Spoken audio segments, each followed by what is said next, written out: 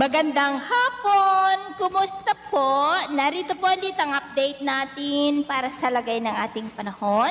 Ngayong hapon po ng September 8, 2025. Sa ngayon po ay wala nang anumang sama ng panahon sa loob at labas ng ating area of responsibility na maaari na makaapekto sa ating bansa sa susunod na mga araw. At sa ating pong long range forecast, ay wala na pong bagyo na nakikita mula rito na tatawid sa ating kalupaan for the next 7 to 10 days na posibleng hanggang sa susunod na 2 linggo ay posible pa rin na storm-free tayo, pero hindi pa rin po inaalis ang posibilidad na may sama ng panahon na maaari na mabuo sa paligid ng ating bansa sa susunod po na mga araw.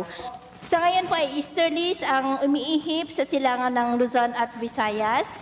At mayroon pang intertropical convergence zone dyan sa may Mindanao na dahilan pa rin ng mga isolated rains sa ilang bahagi ng ating bansa kahit po na wala ng habagat. At sa lagay ng ating panahon, ngayong hapon dahil sa mga localized thunderstorm ay cloudy skies with isolated rains sa ilang bahagi po ng Ilocos Region, Cordillera, Cagayan Valley, Pampanga, Southern Quezon, Camarines Provinces, Legazpi, Catanduanes, Marinduque, Mindoro Provinces, Palawan, Panay Island, Negros, Cebu, Bohol, Zamboanga Peninsula, Northern Mindanao, Caraga, Davao Region at Sorsogon. At mamayang gabi may mga isolated rains pa rin sa ilang bahagi nating bansa, lalo na po dyan sa may Mindanao, dulot ng ITZZ, kaya mag-ingat po tayo dahil posible pa rin ang mga banta ng mga pagbaha at pagguho ng lupa.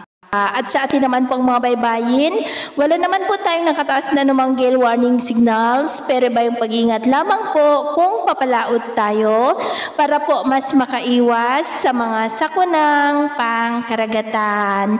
So, ito ang latest update natin sa araw na ito. At ako pumili si James na nagsasabing sa kahit na pagsubok po na darating sa ating buhay, huwag po tayong mawawalan ng pag-asa. Thank you and God bless!